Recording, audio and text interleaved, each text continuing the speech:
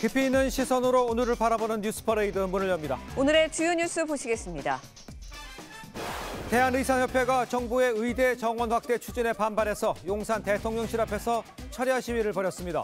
의사협회는 오는 17일 세종대로에서 총궐기대회도 열겠다고 밝혔습니다. 윤석열 대통령과 걸그룹 뉴진스가 미국 뉴욕타임즈가 뽑은 올해의 가장 스타일리시한 인물 71명에 선정됐습니다. 뉴욕타임즈는 윤 대통령이 국빈 방미 당시 백악관에서 아메리칸 파이를 부르던 사진도 함께 게재했습니다. 통일부가 북한 김정은의 딸 김주애의 4대 세습 가능성이 높다고 평가했습니다. 우리 정부가 김주애의 후계 가능성을 공식 인정한 건 이번이 처음입니다. 대장동 의혹의 핵심적인 유동규 전 본부장이 탄 차량의 추돌 사고가 적지 않은 파장을 낳고 있습니다. 경찰은 단순 사고라고 밝혔지만 유 전 본부장은 사고 경위가 수상쩍다며 수사 의뢰를 검토 중입니다. 자, 저희는 잠시 뒤에 돌아오겠습니다.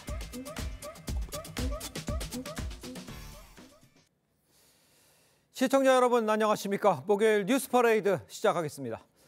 의대 정원에 반대하는 대한의사협회가 용산 대통령실 앞에서 밤샘 시위를 벌였습니다. 의협은 삭발식까지 진행을 하면서 정부가 일방적으로 의대 증원을 강행할 경우에 총파업까지 경고를 했습니다. 첫 소식 박소영 기자입니다. 2020년 집단행동으로 의료계 총파업을 이끌었던 대한의사협회 최대집 전 회장이 삭발을 시작합니다. 앞서 삭발한 이필수 의협회장에 이어 의대 증원을 막겠다는 강력한 의지를 재차 내보인 겁니다. 우리 대한의사협회는 어떤 방식으로도 어떤 이유로도 이것을 절대로 용납할 수 없다. 반드시 막아내야 하고 그것이 바로 우리 의사들의 의무이기도 하다. 의협은 범의료계 대책특별위원회를 꾸리고 서울 용산 전쟁기념관과 의협회관 앞에서 밤샘 시위를 벌였습니다. 의협은 밤 10시 30분부터 오전 7시까지 이곳 용산 대통령실 앞에서 릴레이 1인 시위도 이어갔습니다. 이필수 회장은 정부가 일방적으로 정책을 추진한다면 의료계는 파업과 총궐기대회를 통해 증원 추진을 저지할 것이라고 밝혔습니다. 현대인은 정부의 일방적인 의대정원 증원 정책에 강력 대응하고자 이번 철야 릴레이 시위를 통해 본격적으로 활동을 시작하게 되었습니다. 이들은 오는 11일부터 전 회원을 대상으로 총파업 돌입 찬반 투표를 실시하고 17일부터는 서울 세종대로 일대에서 의사 총궐기대회를 열기로 했습니다. TV조선 박소영입니다. 윤석열 대통령과 걸그룹 뉴진스가 미국 뉴욕타임즈가 선정한 올해의 가장 스타일리시한 인물 71명에 포함됐습니다. 윤 대통령과 뉴진스의 어떤 매력이 돋보였는지 김자민 기자가 소개해드립니다. 미국 백악관이 주재한 국빈 만찬. 윤석열 대통령이 평소 즐겨 듣던 돈 맥클레인의 아메리칸 파이를 부르기 시작합니다. A long, long time ago, I can still remember how that music used to make me smile. 뜻밖의 열창에 기립박수에 앵콜 요청까지 나왔습니다. 미 일간 뉴욕타임스는 윤 대통령을 2023년 스타일리시한 인물 중 한 명으로 선정하면서 지난 4월 백악관에서 노래를 부르던 사진을 함께 게재했습니다. NYT는 흠잡을 데 없는 아메리칸 파이 공연은 아메리칸 아이돌에 필적했다고 평가했습니다. 또 다른 한국 인물로는 걸그룹 뉴진스가 뽑혔습니다. NYT는 뉴진스가 빌보드 차트 정상에 오른 점을 언급하며 미국의 대규모 음악 페스티벌인 롤라팔로자에서 공연한 최초의 여성 K-팝 그룹이라고 소개했습니다. 올해 미 아카데미상에서 여우주연상을 수상한 배우 양자경과 지난 5월 대관식을 진행한 찰스 3세 영국 국왕 등도 명단에 이름을 올렸습니다. NYT는 명단이 재미와 호기심을 담아 만들어졌을 뿐 엄격한 기준이 있는 것은 아니라고 덧붙였습니다. TV조선 김자민입니다. 북한 김정은이 최근 딸 김주애를 공식 행사에 대동하는 것에 대해 통일부가 김주애의 4대 세습 가능성이 굉장히 높다고 평가했습니다. 우리 정부가 김주애의 후계 가능성을 공식 인정한 건 이번이 처음입니다. 이태영 기자입니다. 선글라스에 가죽 코트, 부녀가 마치 쌍둥이처럼 똑같은 복장을 했습니다. 게다가 딸은 아버지보다 앞에서 군을 시찰하기까지 합니다. 경의하는 김정은 동지께서 사랑하는 자제분과 함께 비행부대에 도착하시자 사실상 오성 장군에 해당하는 군서열 2위 박정천 군정지도부장도 김주애에게 무릎을 꿇고 경례를 합니다. 지난해 11월 신형 ICBM 발사 당시 공식 석상에 처음 모습을 비춘 김주애가 1년여 동안 보인 공개 행보는 모두 19번입니다. 이 가운데 16번은 군사활동이었고 그때마다 군사령관들은 김주애에게 거수 경례를 했습니다. 통일부 고위당국자는 이 같은 행보를 볼 때 김주애를 북한 4대 세습의 유력한 후계자일 가능성으로 보고 있다며 세습 과정에서 조기 등판시켰을 가능성이 있다고 평가했습니다. 김영우 통일부 장관도 북한이 김주애를 지속적으로 부각시키는 것은 세습 의지 과시를 위해 다소 서두르고 있다는 방증이라고 말했습니다. 통일부 당국자는 이 밖에도 지난 2021년 제8차 노동당 대회 당시 김정은 대리인인 제1비서직책 신설이 권력 승계를 위한 제도적 장치라고 평가했습니다. TV조선 이태용입니다. 대장동 의혹의 핵심 증인 유동규 전 본부장이 탄 차량의 추돌 사고, 이 적지 않은 파장을 이어오고 있습니다. 경찰은 단순 사고라고 밝혔지만 유 전 본부장 사고 경위가 수상쩍다면서 의혹을 제기했습니다. 권형석 기자입니다.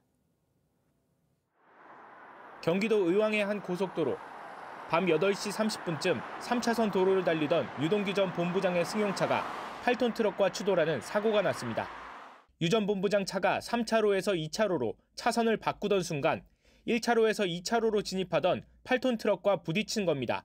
사고 충격으로 유 전 본부장 차량은 반바퀴를 돈 뒤 중앙분리대를 들이받고 멈춰섰습니다. 당시 유 전 본부장은 조수석에 앉아 있었고 운전은 대리운전 기사가 하고 있었습니다. 먼저 진입했는데 이런 그 차량이 화물차 앞부분 그걸 하기를 못하면서 들어오면서 접촉이 사고 났고 진짜 블랙박스는 일단 그렇게 보여집니다. 유 전 본부장은 크게 다치진 않았는데 사고 경위가 수상쩍다며 의혹을 제기했습니다. 앞에서 들어가고 있는데 그걸 브레이크도 안 잡아주잖아요. 수사를 하려고 생각하고 있어요. 경찰은 일단 단순 사고로 보고 조만간 운전자들을 다시 불러 정확한 사고 경위를 조사할 계획입니다. TV조선 권영석입니다. 자, 유동규 전 본부장이 자신의 교통사고에 대해서 의혹을 제기하면서 사건이 적지 않은 지금 파장을 낳고 있습니다. 네, 관련 내용 정혁진 변호사, 조기현 변호사와 함께 자세히 짚어보도록 하겠습니다. 안녕하세요. 안녕하세요. 네, 반갑습니다. 자, 먼저 유 전 본부장이 말하는 이 사고 당시 상황을 직접 듣고 이야기를 계속 이어가 보도록 하겠습니다. 중앙 분리대를 정면으로 받았으면 아마 죽었을지도 몰라요. 근데 이게 다행히 차가 이렇게 180도 완전히 회전하면서 측면으로 저희 중앙 분리대를 받으면서 그 탄력이 부진하듯이 쭉 미끄러져서 갔어요, 차가. CT를 찍었는데 그날 바로 찍었을 때는 이상 없어서 일단 집으로 왔어요. 근데 자고 일어났더니 온몸이 아파요. 자, 지금 CCTV 화면도 보셨습니다만 유동규 전 본부장이 교통사고가 수상하다고 의혹을 제기를 한 겁니다. 어떤 점이 수상한 건지 그걸 좀 말씀을 좀 해주셔야 될 것 같아요. 사실 유동규 씨는요. 예. 지금 계속 재판을 받고 있어요. 그렇죠. 그래서 사고 당일도 화요일도 재판이 있었지만 월요일도 재판이 있었다고요. 예. 화요일은 이제 그 이재명 정진상 재판에 증인으로 나간 거고 그렇습니다. 월요일은 본인의 이제 대장동 재판에 이제 피고인으로 나간 거였는데 예. 게다가 화요일은 어떤 일이 있었냐면 증인으로 나가서 증언하면서 네. 정진상 씨하고 하루 종일 싸웠단 말이에요. 그렇죠. 그러니까 신경이 날카로울 수밖에 없었죠. 그런데 이제 저녁 먹고 그다음에 반주로 술 좀 마시고 집으로 돌아가고 있는데 갑자기 8.5톤 트럭이면요. 우리가 일상적으로 보는 그런 트럭이 아니고 대형 트럭이란 말이죠. 맞죠. 그런 대형 트럭이 덮쳤는데 게다가 충돌 직전에 그런 뭐 블랙박스 같은 걸 보니까 트럭은 브레이크도 밟지 않았다. 그런데 그 결과 어떤 일이 벌어졌습니까? 그 살다가 운전하면서 저도 뭐 20년 넘게 운전했지만 예. 중앙선 받아본 적 한 번도 없었거든요. 그런데 그런 사고가 발생을 갖다가 했고 예. 차는 아마 제 생각에 유동규 씨의 차는 거의 폐차 직전까지 가 있을 거라고 생각을 하고 예. 그러니까 그렇게 큰일 날 뻔했다. 그러니까 본인 입장에서는 이래저래 여러 가지 정황들이 의심이 간다라고 생각을 하고 있는 것 같습니다. 그렇군요. 네, 유 전 본부장. 병상 사진도 공개를 하면서 네. 자신은 절대 극단적인 선택을 하지 않는다고 말을 하기도 했거든요. 이렇게 이야기하는 의도는 뭐라고 봐야 할까요?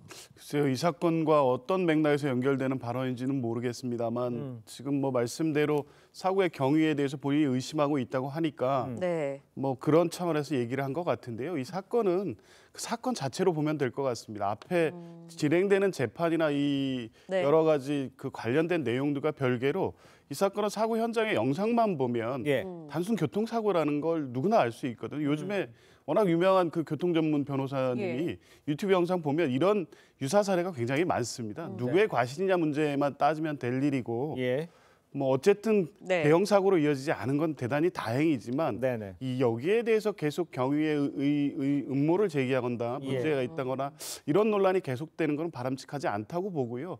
본인의 재판을 위해서도 자꾸 이런 방식으로 논란을 부추기는 게 적절한 것인지에는 좀 의문이 있습니다. 알겠습니다. 자, 일단요, 유 전 본부장 이번 사고와 관련해서 이 경찰의 수사를 만약에 의뢰를 한다면 이 경찰은 글쎄요, 이제 뭐 대리기사도 있을 수 있겠고 또 화물차 운전자 이런 분들을 불러서 다시 수사를 해야 된다는 얘기잖아요. 그러니까 일단 제일 먼저 대리기사를 불러서 사고가 어떻게 났는가 똑같이 이제 트럭 기사도 불러야 될 거고 그다음에 아마 유동규 씨는 뭐 졸고 있었을지 모르지만 유동규 씨도 불러가지고 그 뒷자리에 앉았다고 했는데 어떤 식으로 사고가 났는지 기억나는 대로 이야기를 해달라. 사고 경위를 보면 원래 트럭이 1차로로 달리는 경우는 그 흔하지 않는 건데 그런데 그 트럭이 1차로로 달리다가 2차로로 가는 길이었고 그다음에 이제 유동규 씨 차는 3차로에 있다가 2차로로 가는 그런 길이었는데 그 과정에 충돌했다는 거 아니겠습니까? 그렇습니다. 그러니까 그런 사고 경위를 조금 더 정확하게 이제 그 주변에 있는 다른 차의 블랙박스라도 확인해 가면서 확인하는 게 필요할 것 같고요. 그다음에 속도가 뭐 과속이었는지 아니면 정상 속도였는지 그다음에 이제 음주운전은 안 했다는 것으로 보여요. 왜냐하면 이제 유동규 씨는 대리 기사를 불렀으니까 대리 기사가 음주했을 리는 없고 그다음에 이제 트럭 기사도 그 시간에 그 음주하지는 않았을 것 같고 그래서 이런 그 여러 가지 것들을 종합적으로 그 판단해가지고 이게 과실에 의한 사고냐 아니면 고의에 의한 어떤 범죄 행위냐 이런 부분들에 대해서 워낙 이게 민감한 문제니까 경찰이나 이제 수사기관에서 명확하게 밝히는 것이 필요하겠다는 생각이 듭니다. 네, 앞서서 이제 사고로 좀 봐야 하지 않냐라는 말씀해 주셨는데 사고를 둘러싸고 각종 음모론이 계속해서 무성하게 나오고 있는 상황이거든요. 하태경 의원이 뭐 영화 아수라를 언급하기도 했어요. 적절하지 않다고 보여집니다. 특히 이제 정치인이 이런 본인이 이제 말씀하시면서 음모가 있을 것은 아니라고 생각한다면 걸 전제를 했지만 이런 방식의 음모론이 확산되는 것을 다분히 의식하고 한 발언이라고 생각이 되고요. 어쨌든 사건의 실체 관계는 이미 공개된 CCTV 영상만 봐도 웬만한 일반인 상식 갖고도 판단이 되거든요. 그럼 굳이 왜 이런 방식으로 어떤 특정 영화를 관련시키면서 얘기를 했을까? 그 의도는 이 실체 관계를 빨리 해명하자 이게 아니라 이 사건을 계기로 해서 이재명 대표에 대해서 또 대장동 사건에 대한 이쪽에 어떤 부정적인 여론을 확산시키고자 하는 의도는 또 분명히 있어 보입니다. 알겠습니다. 음모론은 그뿐만이 아니에요. 이재명 대표 지지자들도 윤석열 정부 음모론 이거 제기하고 있는 상황이죠. 글쎄 양쪽에서 이런 음모론들이 계속 나오는 배경은 어디 있다고 봐야 될까요? 글쎄요. 지금 유동규가 제일 아픈 사람이 누굽니까? 1번 김용환이겠습니까? 유동규가 가만히 있었으면 지금 구속될 일이 전혀 없었을 텐데 유동규의 진술로 인해 가지고 지금 법정 구속돼서 징역 5년 받지 않았습니까? 그다음 두 번째는 누구냐? 정진상도 마찬가지예요. 만약에 이제 유동규의 진술로 인해 가지고 실형의 가능성이 자꾸 높아지고 있지 않습니까? 그렇게 김용과 정진상과 같은 그러한 분신들이 이렇게 구속되고 실형이 나온다라고 하면 제일 난감할 사람은 누구겠습니까? 역시 이재명 대표 아니겠습니까? 그러니까 이 말은 다시 돌이켜 보면은 지금 현 상황에 있어서 검찰의 가장 강력한 무기는 유동규 아니겠습니까? 그럼에도 불구하고 검찰이 유동규를 해하려고 한다. 이거는 말이 안 되고 납득이 안 되는 그런 주장이잖아요. 그런데 어떻게 이런 주장이 이렇게 널리 또 그 소사이어티 내에서는 거기 그 커뮤니티 내에서는 그 설득력을 갖고 있는가? 그것은 결국은 맹목적이라는 이야기밖에 되지 않는 것 같아요. 그냥 검찰은 무슨 짓을 하든 나쁜 짓이고 검찰은 무슨 악마화하는 그런 프레임에 걸려가지고 제대로 사태를 보지 못하는 것이 아닌가 저는 그런 안타까운 마음이 듭니다. 그렇군요. 네, 유 전 본부장 내일 대장동 사건 재판 출석 예정돼 있습니다. 현재 상태로 재판 출석 가능할까요? 어떻게 보시나요? 글쎄요, 다행히 중상은 아니어서 일상 활동에 큰 장애는 없어 보이긴 하는데 본인이 어쨌든 충격을 받은 건 분명해 보입니다. 맞아요. 그래서 예. 출석이 어렵겠다는 입장을 아마 재판부에 전한 것으로 보여지고요. 네. 재판의 진행 상황이나 속도를 봤을 때 어느 정도 회복이 되면 전체적인 재판 진행에 차질이 있을 만큼 심각한 상황은 아닌 것으로 보여지고 본인 역시 굉장히 적극적으로 재판에 임하고 있기 때문에 이 사고로 인해서 이 재판 절차가 상당히 지연되거나 이런 상황이 될 것으로 보이지는 않습니다. 사고 때문에 재판이 지연되지는 않을 것이라고 네. 얘기를 해줬습니다만 만약에 유 전 본부장 재판에 불출석할 경우에 대장동 재판 일정에는 좀 변화가 있을 수 있습니까? 이게 교통사고를 당해보면요. 저도 한번 추돌 당해봤는데 네. 처음에는 하나도 안 아파요. 맞아요. 근데 하룻밤 자고 나면 아프기 시작해가지고 굉장히 원인도 없이 아픈 경우가 많단 말이죠. 네. 그다음에 이 사고는 단순한 추돌 사고가 아니고 중앙선 그 분리대를 들이받고 차가 폐차될 정도로 엄청난 그런 교통사고였기 때문에 네. 진짜 구사일생으로 산 거 아니겠습니까? 정신적인 트라우마도 상당히 있을 것 같고 그래서 제 생각에는 내일 유동규 씨가 재판에 출석하는 것은 현실적으로 어려울 것이 아닌가. 그다음 다음 주에는 가능할까? 그것도 좀 의심이고요. 결국 이렇게 되면은 어찌 됐든지 간에 대장동 재판에도 영향이 없을 수는 없지 않겠나. 저는 그렇게 예측이 됩니다. 알겠습니다. 오늘 어떻게 출석을 할지를 좀 함께 지켜보도록 하겠습니다. 두 분 말씀은 여기까지 듣겠습니다. 고맙습니다. 고맙습니다. 감사합니다. 자, 이번엔 정치권 소식도 한번 짚어보도록 하겠습니다. 이낙연 전 민주당 대표, 김부겸, 정세균 총리와 만남을 공식 언급을 하면서 이재명 대표에 대한 압박 수위를 끌어올리고 있습니다. 이재명 대표는 화합을 강조하면서 이낙연 전 대표 끌어안기에 나섰습니다. 신유만 기자의 보도입니다. 최근 김부겸, 정세균 전 총리를 잇따라 만났던 이낙연 전 대표가 또다시 두 사람과의 연대 가능성을 언급했습니다. 개별적으로 만나서 고민을 나누고 앞으로 어떻게 해야 될지에 대해서 이렇게 함께 걱정하는 그런 시간은 이미 가졌습니다. 이재명 대표와의 만남에 대해선 특별한 생각이 없다고 말했습니다. 김영계 의원들의 모임인 원칙과 상식도 이재명 리스크가 현 정권의 실정을 덮고 있다고 비판했습니다. 민주당의 모든 정책과 비전은 당대표 방탄 속에 매몰되어 버렸습니다. 친명계는 새 전직 총리들의 정치적 상황이 다르다며 실질적인 연대 가능성은 낮게 봤습니다. 그분들이 민주당을 제일 많이 걱정한다. 여기까지는 연대의 고리가 있는데 그 다음에서 뭐 신당이다. 이 문제는 아마 다른 문제다. 그러면서도 이 대표는 연일 화합을 강조하며 이낙연 전 대표와의 대화 가능성을 열어놨습니다. 누구나 이렇게 열어놓고 소통하고 또 대화하고 협의해 나갈 생각입니다. 당 지도부도 이 전 대표에 대한 출당 청원글을 삭제하도록 지시한 게 이 대표였다는 사실을 공개하며 통합 메시지에 공을 들이는 분위기입니다. TV조선 신유만입니다. 네, 전해드린 대로 민주당 이낙연 전 대표 연일 보폭을 넓히면서 이재명 대표와 대립각을 세우고 있는 모양새죠. 이 대표는요, 화합의 손길을 내미는 모양새입니다. 두 사람 간의 만남이 성사될지에도 지금 관심이 주목이 쏠리고 있죠. 두 분과 함께 정치권 소식을 짚어보도록 하겠습니다. 김영우 전 자유한국당 의원, 김효은 전 민주당 선대위 대변인 모셨습니다. 안녕하세요. 네, 안녕하세요. 네, 반갑습니다. 자, 앞서 리포트에서 전해드렸습니다만 이낙연 전 대표가요, 김부겸, 정세균 두 전 총리와의 연대 가능성 재차 시사를 했습니다. 대안을 놓고 다소 견해 차이는 있지만 현재 당 상황을 인식하는 데는 공감했다. 이렇게 의견이 모아지고 있죠. 문재인 정부 총리 출신인 세 사람이 연대할 가능성 충분히 있다고 봐야 되는 건지 언제쯤 이게 현실화되는 건지 이런 것에 대해서 어떻게 생각하십니까?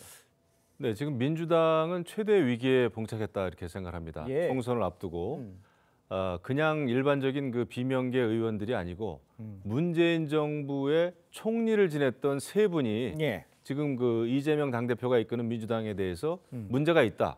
이대로는 민주당이 너무 창피하다 이런 거 아닙니까? 네. 지금 그 이재명 당대표의 재판 리스크라고 하는 그런 큰 그 리스크 하나 있고 그다음에 또 이낙연 그 전 총리 얘기를 들어보면은 그러니까 어떻게 보면은 민주당이 여태까지 쭉 추구해 왔던 그 민주주의라든지 당내 소통이라든지 어떤 품격 있는 정치라든지 이런 거에 정면으로 지금 위배가 되고 있지 않습니까? 네. 그러니까 이상민 그 의원이 민주당을 탈당을 했잖아요. 개딸들이 이끌고 있는 이 민주당 문제가 있다라는 식으로. 그러니까 이것이 이제 이낙연 전 총리라든지 그 전 총리들 또 이상민 의원 들이 한결같이 하는 얘기가 이재명 당대표가 이끄는 민주당 너무나 한쪽으로 치우치고 또 혐오 정치, 분노의 정치를 하고 있고 이것은 문제가 있다 이런 겁니다. 예. 어떻게 보면은 조기 그 민주당 내에 조기 그 대권 주자 갈등이 조기화된 것 같은 느낌도 들어요. 예. 물론 뭐 좀 앞서간 얘기겠습니다만은 일단 이 상태로는 민주당도 내년 총선을 그대로 치르기는 어렵다. 당내 혁신, 쇄신이 필요하다라고 하는 그 강한 표현이 이렇게 나오는 건데 예. 그 전직 총리가 세 사람이 어떻게 할지는 좀 두고 봐야 될 것 같습니다. 아직은 좀 연대 가능성까지는 좀 지켜봐야 될 것 같습니다. 일단요, 총리 3인방의 연대 가능성과 함께 일각에서 신당 창당 가능성도 지금 꾸준히 지금 거론이 되고 있죠. 친명계는 부정적인 분위기인 것 같습니다. 그런데 이낙연 전 대표 이번엔 좀 다르다 이런 이야기도 나오고 있습니다. 자, 대립각을 세우는 본질, 이낙연 전 대표의 대립각 총리의 본질, 이건 뭐로 보고 계십니까? 그러니까 지금 마치 이재명 대표와 이낙연 전 대표 두 사람의 어떤 개인적인 뭐 감정 싸움, 뭐 대립, 뭐 이렇게 또 보실 수도 있을 것 같은데요. 문제의 본질은 그게 아니고요. 그러니까 우리가 문제를 정확히 진단해야지 해법이 나오는 것처럼 지금 이낙연 그 전 대표가 당에 대해서 목소리를 내는 거는 지금 민주당의 여러 가지 문제들 이렇게 민주당이 나가면 안 된다라는 그런 생각을 이제 직접적으로 한 겁니다. 네네. 작년에 대선 지고 나서 대선 패배에 대한 정확한 평가도 없이 당이 이렇게 왔다. 그리고 이재명 대표 체제 이후에 당이 많은 그 문제들 이런 것들에 대해서 안팎에서 지적이 있어 왔습니다. 그렇기 때문에 지금 이낙연 전 대표가 얘기하는 것이 뭐 이재명 그 대표에 대한 개인적인 뭐 이런 간의 갈등보다는 지금 민주당이 위기이고 이 민주주의 위기 이것이 대한민국 전체의 위기를 지금 같이 맞물려 있기 때문에 이 상황을 타개해야 된다. 그래서 민주당이 뭔가 변화해서 다시 국민의 민심을 얻어야지 내년 총선에서 이기는 것이고 그것이 대한민국을 바로 이끌어 나가는 것이다. 그런 어떤 충정 어린 그런 얘기들을 하고 있기 때문에 이거를 당내 갈등이랄까 어떤 두 분의 뭐 개인적인 이런 갈등 뭐 이렇게 좁혀서 볼 건 아닌 것 같습니다. 알겠습니다. 일단 총선을 앞두고 내홍이 커지면서 당내에서는 승리를 위해서 화합을 촉구하는 목소리 계속 나오고 있죠. 이재명 대표와 이낙연 전 대표 간의 만남이 성사될지도 좀 관심이죠. 관련해서 두 사람 입장을 한번 들어보겠습니다. 뭐 만나실 일정이나 아니면 어떤 당내에서 역할을 맡기실 예정이 있으신지. 우리 당의 단합 그리고 소통은 매우 중요한 일이기 때문에 누구나 이렇게 열어놓고 소통하고 또 대화하고 협의해 나갈 생각입니다. 가능한 많은 분들하고 같이 대화를 해야 되겠죠. 대화를 해보실 생각이 있으신지. 아직 제가 거기까지는 생각하지 않고 있습니다. 어떻게 해야 총선을 잘 치를 것인가 하는 것은 당과 후보자들이 결정할 일이지요. 자, 일단 이재명 대표 연일 단합을 강조하면서 이낙연 전 대표의 출당 청원 삭제하라 이런 지시도 내렸습니다. 글쎄요, 뭐 화합은 얘기하고 있습니다만 이게 현실적으로 어느 정도의 뭐를 제시를 해야 이게 탈당 안 하고 같이 하는 바가 될 수가 있겠습니까? 그러니까 아마 이낙연 전 총리가 요구하는 것은 당내 개혁일 겁니다. 그리고 비명계 의원들에 대해서 적극적으로 포용을 해달라 이런 거 아니겠습니까? 지금 보면은 이제 이재명 당대표는 이낙연 전 총리를 좀 만나고 싶어하는 것 같아요. 당내 소통 중요하다 하면서 하지만 이낙연 전 총리는 냉랭하지 않습니까? 그러니까 그냥 만나서는 해결될 일이 없다라는 입장이겠죠. 이낙연 전 총리 입장에서는. 그리고 이게 또 심각한 것이 이낙연 전 총리나 이제 정세균 전 총리는 또 호남 지역을 그 정치적인 지역 기반으로 하고 있지 않습니까? 그러니까 총선을 앞두고 만약에 이낙연, 정세균, 그러니까 전남 쪽하고 또 전북 쪽 그 지역에 이탈 어떤 민심이 생긴다면은 이재명 당대표가 이끄는 민주당으로서는 굉장히 큰 그 데미지가 될 겁니다. 총선에서. 그렇기 때문에 지금 당장 급한 거는 이재명 대표다. 그런 차원에서 이낙연 전 총리 출당 청원도 삭제하라. 처음 있는 일입니다. 여태까지 비명계 의원들이 당내 비판을 많이 했고 비명계 의원들에 대해서 소위 강성 지지층들이 비판을 굉장히 많이 했을 때 거기에 대해서 사실 별다른 그 반응이 없었어요. 이재명 당대표가. 하지만 이낙연 전 총리에 대해서는 예, 출당 청원 삭제하라. 지금 굉장히 이제 급해 보이죠. 예. 그렇기 때문에 이재명 당대표로서는 굉장히 큰 위기에 봉착해 있다. 재판 리스크뿐만 아니라 당내 갈등, 그러니까 차기 대권 주자들끼리의 권력 갈등이라고 하는 그런 새로운 국면에 지금 봉착해 있는 것 같아요. 자, 이재명 대표는 이제 말로 이제 뭐 하나둘씩 뭐 하고는 있습니다만 지금 뭐 권리당원 표 비율 높이는 거 이거 오늘 뭐 추진한다는 거잖아요. 그리고 강성 지지층에 대해서 팬클럽 이재명 대표 그 2장짜리 좀 내려놔달라. 근데 이루어지지는 않고 있어요. 그러니까 구체적으로 이재명 대표가 뭐를 행해야 뭐 화합을 하는 모습을 행동으로 보여줘야 되는 상황이 아니냐. 여기에 대해서 어떻게 생각하십니까? 그렇습니다. 지금 뭐 우리가 보통 뭐 통합이다, 소통이다, 대화 이런 것들이 형식적인 만남이나 몇 번의 대화를 통해서 뭔가 바뀌는 것이 아니라 구체적인 내용의 변화가 있어야지 상황이 바뀌는 건데 지금까지는 이재명 대표가 여러 가지 변화의 주문에 대해서 좀 소극적으로 대응한 건 사실이고요. 그 의원들이나 지지자들이 가장 문제 제기했던 게 극성 팬덤 지지자들과 좀 결별을 해달라. 그리고 거기에 이제 구체적인 걸로 그런 팬카페에서 좀 손을 떼달라거나 아니면 뭐 문자 폭탄을 보내거나 심지어 뭐 의원들을 뭐 어떻게 하겠다 극단적인 무슨 위협까지 하는 그런 현수막이나 발언에 대해서도 조치를 취해주기를 요구했지만 그런 것들에 대해서 그냥 약간 미온적인 태도가 있었습니다. 그런 것들을 좀 명시적으로 이번에 몇 가지 조치만 한다면 이번에 이낙연 전 대표의 그 출당 청원도 저렇게 신속하게 조치를 한 것처럼 몇 가지 그런 가시적인 조치만 있어도 아 이제 좀 뭔가 뜻을 수용하는구나. 그리고 내부 단합의 어떤 단초를 세울 수 있기 때문에 그런 어떤 구체적인 그 행보가 있어야 될 것 같습니다. 알겠습니다. 자, 이번에는 국민의힘 상황도 좀 짚어보겠습니다. 갈등설이 고조된 김기현 대표와 이뇨한 혁신위원장 전격 회동을 했죠. 하지만 만남은 15분 만에 끝났고요. 분위기는 미묘했다 이렇게 전해집니다. 황병준 기자의 리포트를 보시고 이야기를 이어가겠습니다. 국민의힘 김기현 대표가 이뇨한 혁신위원장에게 웃는 얼굴로 악수를 건넵니다. 어서 오십시오. 아유, 일이 이제 멋있나고 오늘 좋았네. 김 대표에 비해 인 위원장의 표정은 비교적 굳어 있었습니다. 잘 존중하고 녹여내서 결과물로 만들어내야 되겠다 그런 생각하고 있습니다. 감사합니다. 예상과 달리 회동은 15분여 만에 끝났습니다. 회동 분위기는 당 대변인과 혁신위원이 대신 전했습니다. 김 대표는 긴 호흡으로 지켜봐달라고 했고 인 위원장은 김 대표의 혁신 의지를 확인했다는 겁니다. 긴 호흡으로 지켜봐 주시면 혁신안을 바탕으로 국민의 뜻을 받들고 이기는 국민의힘이 되도록 하겠다. 김 대표님의 희생과 혁신에 대한 의지를 확인하였다. 나머지 절반의 성공은 당이 이루어지실 것으로 기대한다. 정혜용 혁신위원은 이번 만남으로 언론을 통해 비친 오해들을 조금 불식했다고 평가했습니다. TV조선 황병준입니다.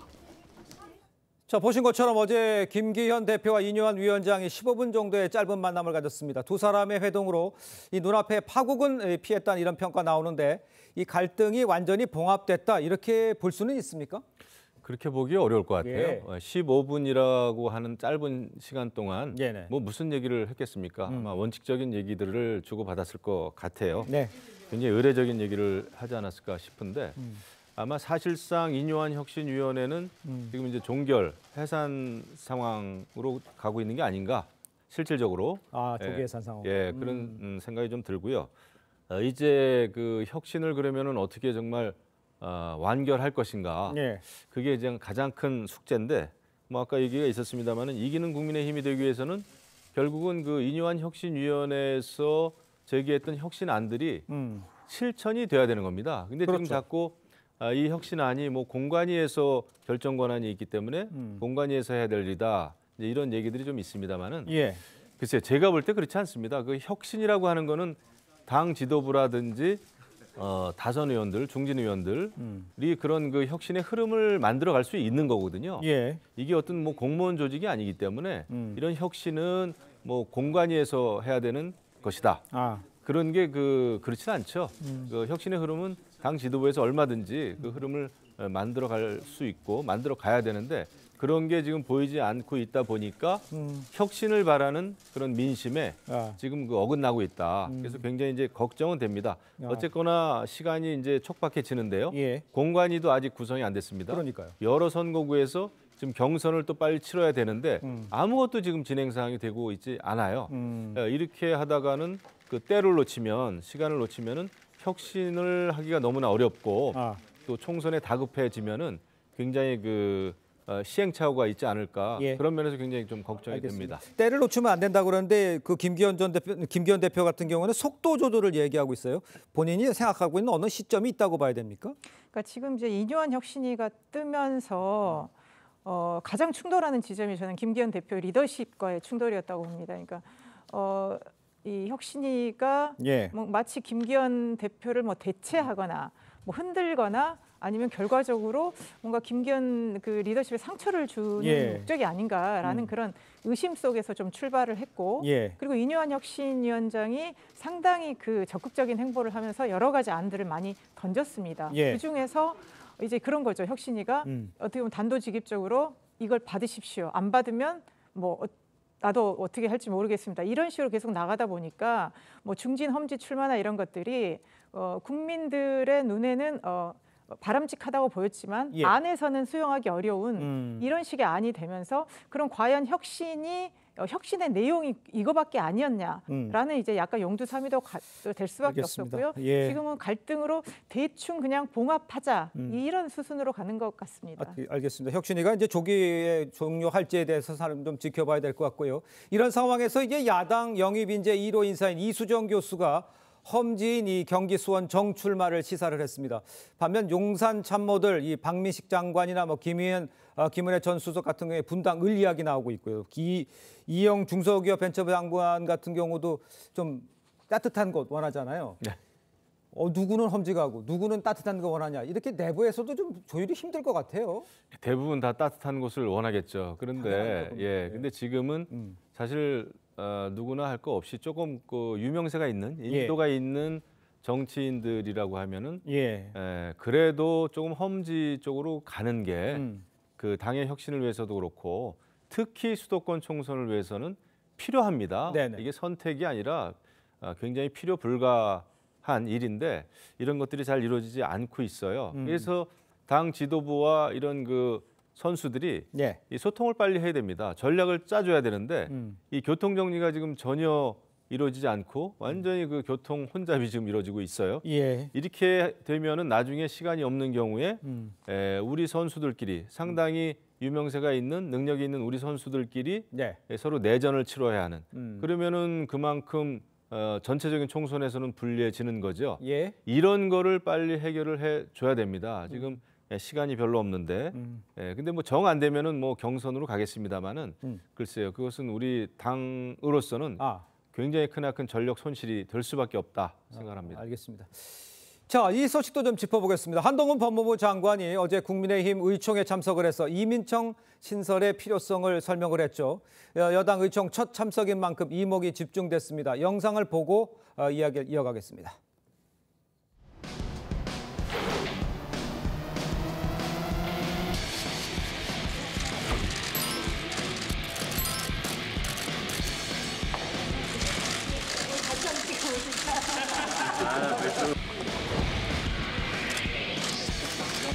저는 우리 정부와 국민의힘 한 가지 공통점이 있다고 생각합니다.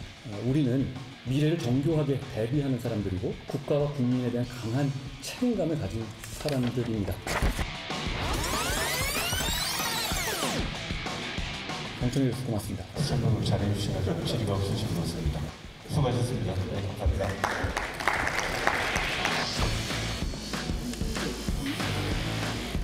저는 정무직이지만 임명직 공직자고 제가 진퇴하는 문제는 제가 정하는 문제는 아닙니다. 매일매일 하루하루 최선을 다해야 한다고 생각합니다.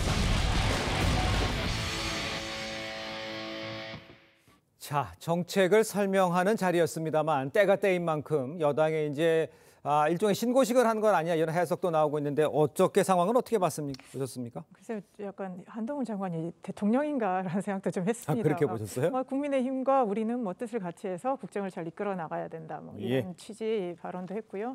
뭐 어떤 국회의원은 이제 굉장히 영광스러운 표정이다라는 것처럼 보이면서 뭐 기념 촬영도 같이 하고 그랬더라고요. 근데 지금 한동훈 장관의 어떤 총선 출마 뭐 이런 거는 거의 뭐 기정사실화 되는 것처럼 많이 보도가 되고 있고 그러기 위해서는 이제 국민의힘 안에서의 뭐 지지, 뭐 화합 뭐 이런 것들이 있어야 되기 때문에 어제 정책 설명을 빌어서 진짜 출정식이라 그럴까요? 뭐 그만큼 간 것 같은데 글쎄 한동훈 장관이 또 정치를 하기 위해서는 본인의 성과가 필요해서 뭐 이민청 신설이랄지 여러 가지 굵직굵직한 이런 것들을 하는 건 좋습니다만 그게 한동훈 개인의 정책이 아닌 이상 이게 훨씬 국민들한테 많이 알려지고 좀 공론화되고 이런 과정이 좀 필요한 것 같고요. 저는 한동훈 장관도 그렇지만 앞서 얘기한 뭐 용산이나 국무위원들의 지금 총선 출마라는 것들이 너무 그 공직을 활용해서 개인의 일신의 영달을 좀 추구하는 것이 아닌가 그런 생각이 듭니다. 뭐 국회의원 했다가 장관 했다가 또 다시 국회의원 했다가 이런 식의 공직이 너무나 지금 당연하게 국민들한테는 그렇게 보여지는 것들이 참 괴리가 크다 그런 생각도 듭니다. 일단요, 한 장관에 대한 이 여당 내 기대감은 아주 큰 상황이죠. 그러니까 한 장관을 어떤 식으로 이번 총선에서 활용할 것이냐 이거에 대해서 고민도 깊을 것 같은데 우리 의원님께서 보시기에는 글쎄 비례 얘기도 나오고 있고 지역구 얘기도 나오고 어떤 식으로 활용하는 것이 가장 좋은 겁니까? 제 생각을 좀 말씀드리면 저는 한동훈 장관이 이번에 뭔가 좀 보여줘야 된다고 생각합니다. 그 뭔가가 뭐냐 하면 그 원칙과 상식, 공정이라는 그런 이미지가 전 있다고 봐요. 법무부 장관으로서. 그러면은 총선에서도 그런 가치를 살려줘야 되죠. 그러니까 한동훈 장관은 그냥 따뜻한 지역, 강남 3구라든지 뭐 용산이라든지 아니면 안정권 그 비례 번호라든지 이런 거를 받는 것보다는 본인이 강북 험지에서 충분히 당선 가능성이 있습니다. 강북 그 험지에서 열심히 싸워주면서 대국민 메시지를 제대로 낸다면 한동훈 장관이 정말 공정과 상식과 원칙에 맞는 그런 그 정치인으로서의 첫 발을 제대로 띄는구나. 오히려 저는 그게 총선에서 시너지 효과가 있다고 봅니다. 그게 맞는 거죠. 그리고 이제 전체적으로 뭐 한동훈 장관이 오히려 비례 번호를 받아가지고 전체 선거를 지휘된다라고 하는 목소리도 있는데 저는 그렇게 생각하지 않습니다.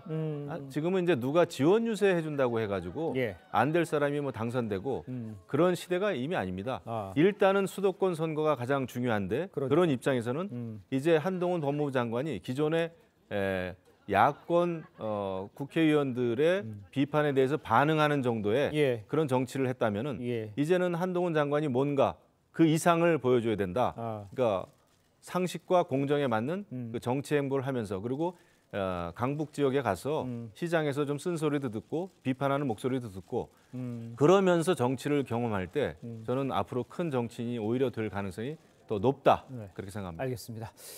자, 오늘 두 분 말씀 여기까지 듣겠습니다. 인사 나누겠습니다. 고맙습니다. 감사합니다. 네, 보리스 존슨 전 영국 총리가요, 코로나로 숨진 희생자와 유가족에게 처음으로 공식 사과했습니다. 코로나 청문회장 밖에서는요, 유가족들의 이 격렬한 시위도 펼쳐졌습니다. 윤서하 기자입니다. 코로나19로 숨진 가족의 영정 사진을 든 유가족들이 영국 의회 앞을 가득 메웠습니다. 현지 시각으로 6일 열린 코로나19 공공조사 청문회장인데 보리스 전 총리의 증인 출석 전부터 뒤늦은 방역 대책을 비판하는 시위대가 몰린 겁니다. 이날 청문회 증인으로 출석한 보리스 전 총리는 코로나19 희생자와 가족들이 겪은 고통에 대해 깊이 사과한다고 밝혔습니다. To the best of my knowledge, the case, and I think that all I would say is that many other countries suffered terrible losses from COVID. 보리스 전 총리는 코로나 팬데믹이 극심했던 2020년 3월 축제 등 대규모 행사를 취소시켰어야 한다며 후회했습니다. 또 2020년은 비극적인 해였다며 눈시울을 붉히기도 했습니다.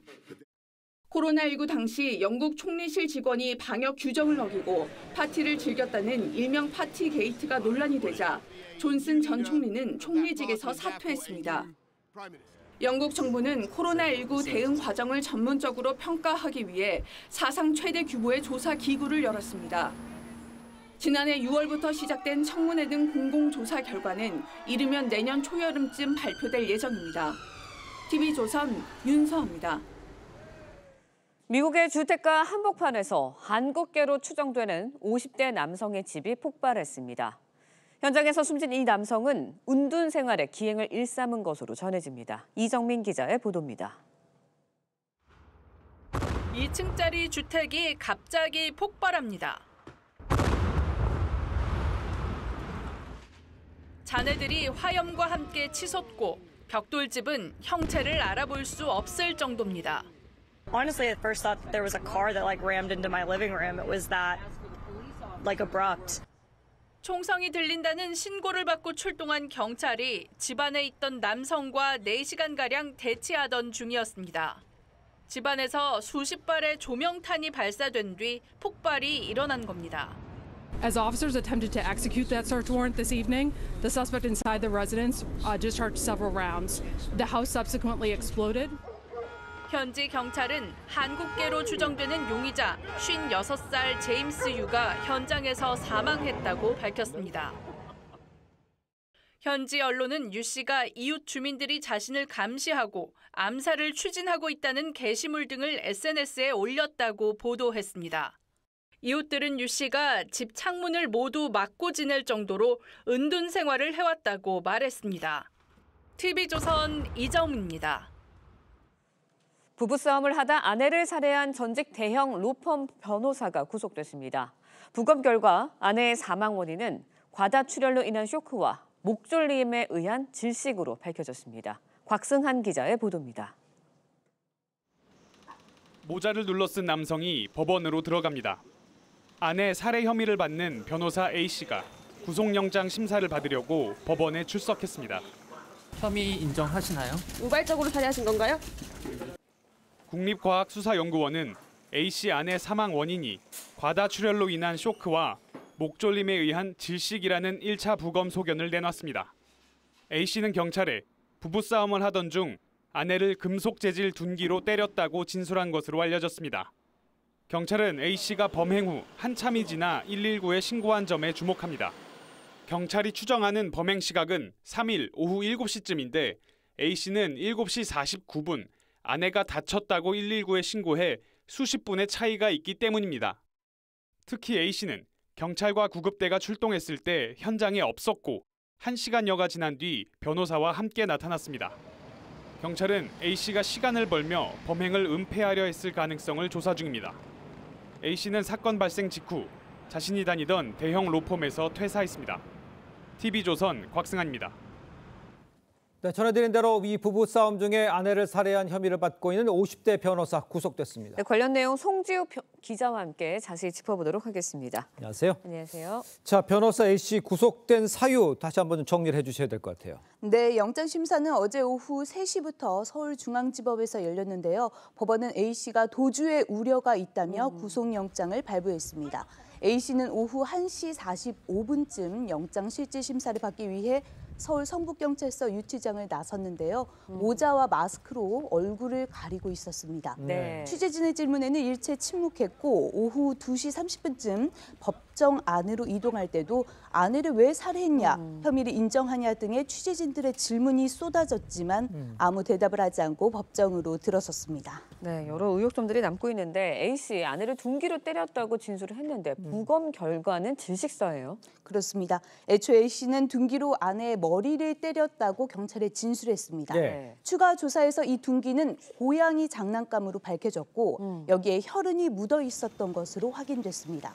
A씨는 이 고양이 장난감으로 아내를 한 번만 때렸다고 진술한 걸로 알려집니다. 그런데 부검 결과 국립과학수사연구원은 경부 압박에 의한 질식과 저혈량 쇼크가 경합해서 숨진 것으로 보인다고 했습니다. 예. 다시 말해서 아내의 사망 원인이 심한 출혈 등으로 혈액량이 급격하게 줄어 쇼크가 동반된 과다출혈로 인한 쇼크에 목 부위에 강한 압박이 가해진 목졸림에 의한 질식사로 추정된다는 겁니다. 예. 현재까지는 1차 구두 소견이고 정확한 사망 원인은 최종 부검 감정서가 나와야 파악될 것으로 보입니다. 자, 그렇다면 이제 목졸림으로 일한 이 질식사다. 이렇게 되면 이제 변호사 A 씨 같은 경우에 거짓말한 거가 되는 거잖아요. 그렇습니다. 예. A 씨가 아내의 목을 졸라 사망에 이르게 했을 가능성이 매우 높게 점쳐지는 상황이죠. 부검 결과가 나오면서 A 씨의 진술의 신빙성 전반에도 의문이 제기되고 있습니다. 예. 경찰은 보다 정확한 규명을 위해 약동물 검사 등도 병행해 사인을 최종 판단하겠다는 계획입니다. 네, 사인도 사인인데 추가 의혹들도 계속해서 나오고 있는 상황입니다. 그렇습니다. 아내의 사망 시간과 A 씨의 신고 시간 한 1시간 정도가 차이가 난다고요? 네, 경찰이 추정하는 아내의 사망 시간은 3일 오후 7시입니다. 예. 그런데 A 씨가 아내가 다쳤다고 119에 신고한 시간은 오후 7시 49분입니다. 그러니까 아내가 숨지고 난 뒤 50분가량이 비는데 이 당시 A 씨가 무엇을 했는지 이 행적이 설명이 되질 않고 있습니다. 게다가 경찰과 구급대가 현장에 도착했을 때 A 씨는 이미 현장을 벗어난 뒤였습니다. 그리고 1시간 뒤쯤 변호사를 대동에 나타났죠.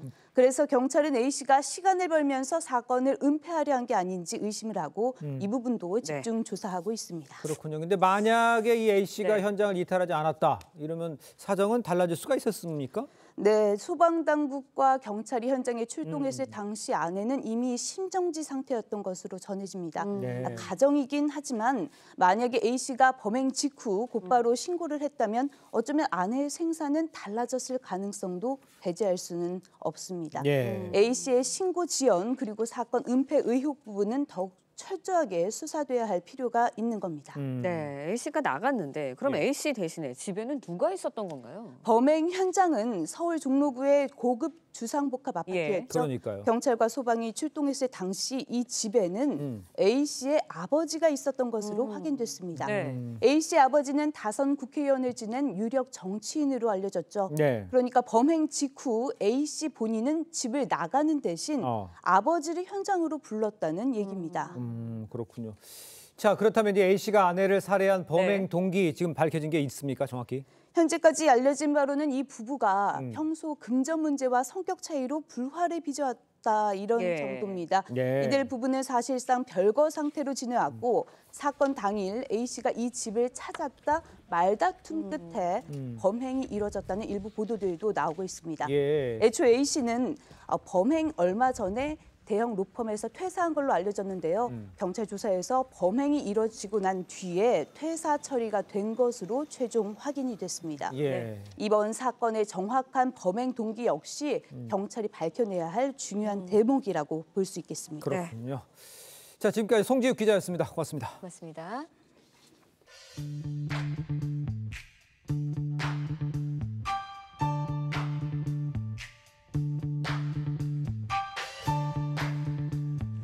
네, 렌즈에 담긴 그 순간 그 의미를 짚어보는 시간이죠. 사진 기자가 선택한 아침의 한 장입니다. 오늘은 조선일보 사진부 고운호 기자와 함께합니다.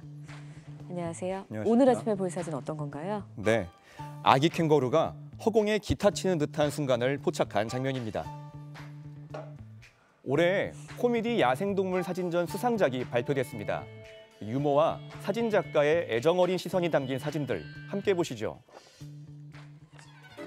노란 꽃이 가득한 들판에서 아기 캥거루가 기타 치는 포즈를 취하고 있습니다.